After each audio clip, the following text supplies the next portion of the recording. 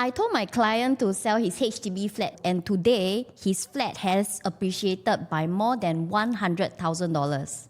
Before you think that this is purely bad advice, here's the twist. The condo which he have purchased through me 3 years ago have increased by close to $400,000 in the past 3 years. And the best part is he didn't have to stress for his installments for the past few years which he have been staying in this condo itself. And this is why today's video I'm actually going to run through this case study step by step on how he actually successfully upgraded from his HDB of $615,000 all the way up to $1.2 million, even when the installments were as high as $4,500, which is considerably quite high because in the past when he was staying in a HDB, he practically didn't have to fork out any cash from his pocket. And I can assure you that during this upgrade, his family did not go through stress, even though the last few years, the interest rates actually increased all the way up to close to 4%, which is why in today's video, I'm actually going to run through how I help him to do that.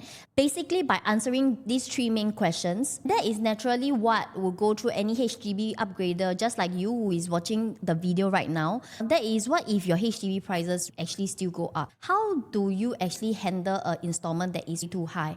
And the last question is, what if the property does not increase in value, mainly the one that you're going to upgrade to? Is it still going to be worth it? Now, the first question is, what if HDB prices go up? A few months back, I've actually done up these two videos which have benefited many. If you want to understand more and plan with clarity and confidence, you can check out both of these videos after you have watched my video here. Now, let me first address the elephant in the room. We don't want to upgrade to a condo with too much stress. The last thing we want to do is go month by month paying our mortgage, being so stressed that we have to shortchange our family's life. And which is why I find that in this video it's important for me to run through my client's case study on how he can do it. And I believe that most of you, if you can plan properly and correctly, you will be able to do it as well. To me, the safest route is ensuring that you have enough reserve funds to last 3 to 4 years, which by then you'll be able to sell to avoid all the tax. I will not go through the numbers step by step, but generally how we can actually measure this is by looking through the sales proceeds of our property. In my client's sense, right, he has actually about $59,000 in cash left over after selling his property. Because this property was financed mainly by CPF, this CPF will actually be returned to his CPF account plus accrued interest, which he will be able to use for his next purchase of property. So even though 3 years back, based on $1.2 million, the choices for him was pretty limited, we settled on a resale EC, which is 3-bedroom, at $1.2 million.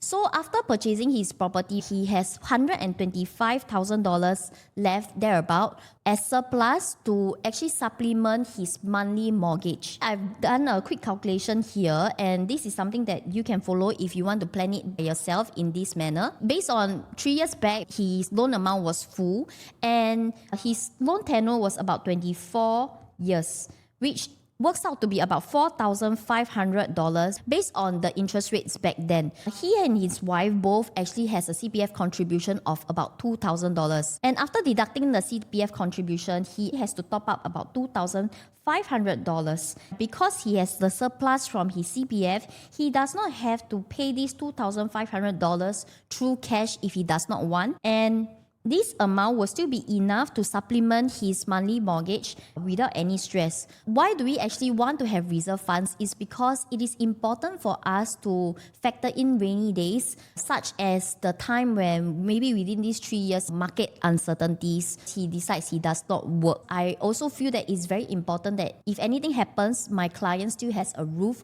over their head and does not have to stress too much in terms of his installments. If you find the content which I'm sharing so far valuable, would you take a moment to like and subscribe to my channel so that more of my content can reach out to people who need property advice? Join me on my Telegram channel because this is where I'll share the latest news as well as my personal opinions on what is happening in the market. And just like what I advise my client, if there is an event whereby he does not want to use so much of his CPF, he can also do a part CPF and part cash portion. Take for example, if let's say he does not mind saving $1,000 and putting it into his house, the remaining $1,500 can still be used from the CPF amount. This amount will further increase and the reserve funds can last him for close to 7 years. After running through the numbers, this is why my client actually find a lot of confidence in upgrading to a condo, and this is actually done in a very stress-free manner. If let's say you still find that this amount seems a bit stretched, what I also propose is to stretch his loan tenure so that his installment can go down and the monthly top-up that he has to put in will actually decrease. I've covered this in depth in my video, which you can refer here, and I'll link it up on the top right hand corner as well. Actually, when we look at it in this way, right, if my client back then did not decide to go through with the upgrading process, based on these numbers, we can see clearly one thing. All of his cash will be stuck and his CPF will not be working. In his HDB, he actually paid mainly via CPF. Thankfully, his property actually increased in price and that's why he still have leftover cash over here. And this is why I strongly advise you to look through your numbers, because it is very important for us to allow our CPF to work harder for us. If I look back at the numbers from my client, he actually have about $318,000 which is locked up in his HDB, and his CPF basically wasn't working as hard expected as compared to him actually putting it to another better performing property. In this case, it was this resale EC that we picked back then, and he put in a total of about $364,000 via his CPF and probably about $60,000 of his cash. And fast forward 3 years later, what we can see from here is just by allowing his CPF to work harder for him, his cash was actually able to increase up to $332,000. This amount simply couldn't be achieved if he chose to actually stay put in his current HDB. And which is why fast forward 3 years later, me and my client, we sat down for a review. And today he's about 45 years old now. He actually asked me, can I still move on to my next property without much stress? And the next property that I planned for him was actually just small upgrade from $1.6 million to $1.7 million. This is from a 3-bedroom to a 4-bedroom. Just by doing this, even though it is not as big jump as compared to the previous example where I talked about from HDB to condo, going from a 3-bedroom to a 4-bedroom, when market changes, even if property prices would go up, I believe that naturally a 4-bedroom will be able to benefit more as compared to staying in a 3-bedroom. And this is done in a manner whereby I focus even more on him not being stressed, because after all he's turning 50 soon, and usually most people will want to have the plan of wanting to retire very soon. I plan it in a sense whereby even if he go to a $1.7 million property, he will still have about $300,000 left in terms of his reserve funds. He does not have to stress paying installments for the next 4.5 years. And if I were to use the same manner of stretching his tenure, technically speaking, he will not have to stress staying in this house for the next 11 years. But of course, we will have an exit plan. The exit plan is by going through this method, as compared to him staying in his HDB forever and hoping that the HDB will increase in value. What I actually plan for him is by increasing his asset worth. Why we want to do that is because from here to here, the plan that I have for him is never about profits. Although yes, profits is always a bonus. But I always like to tell my clients that actually, the house that we buy today will be fully paid by the end of 25 to 30 years, because the loan that we are getting is maximum 30 years in tenure. So take for example, today you are 40 years old. By 65 years old, you would have finished paying this HDB flat. And it is no wrong. It is just that what if today, in these 3 years, just like my client, he chose to take the route of upgrading to $1.2 million. Actually, by the end of 65 years old, he would actually have $1.2 million asset, which is fully paid. We are not even talking about profits. It's really about the difference of paying that installment of $615,000 a month versus that installment of paying $1.2 million.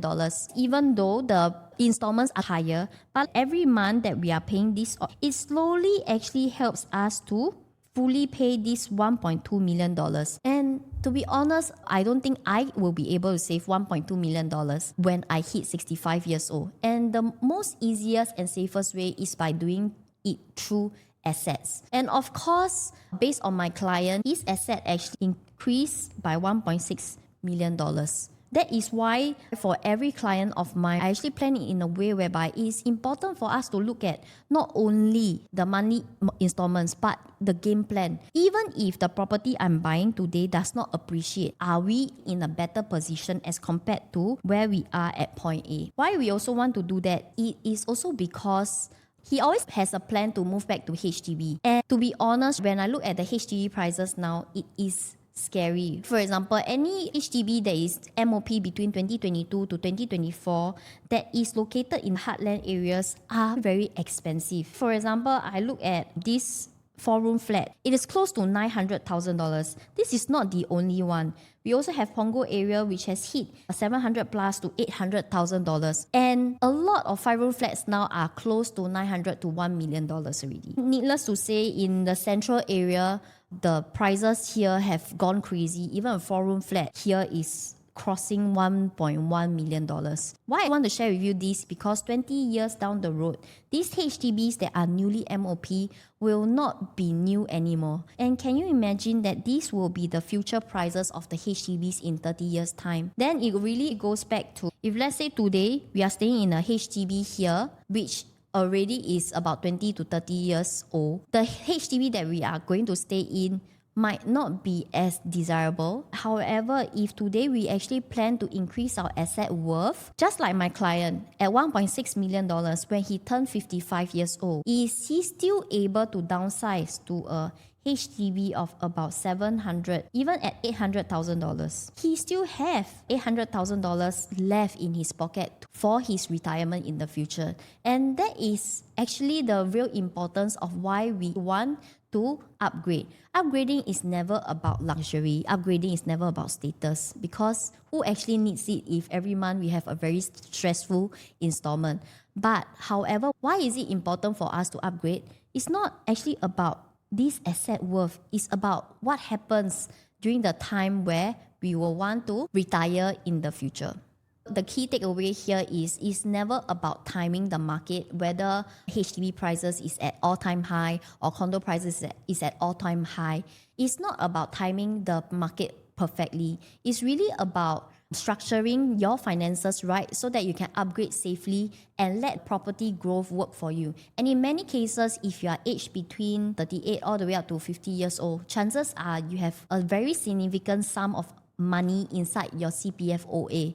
And is it actually working hard for you or not? But of course, it is important for you to upgrade with the idea of not being too stretched in terms of your monthly mortgage. And when you upgrade, it's important to allocate 2 years all the way up to 4 years in terms of reserve funds, just to make sure that you are very safe, and in the event whereby something happens, you do not have to move out of your house urgently. And of course, I've done up videos and content for you to refer back in hopes that you will be able to plan your upgrading journey with clarity.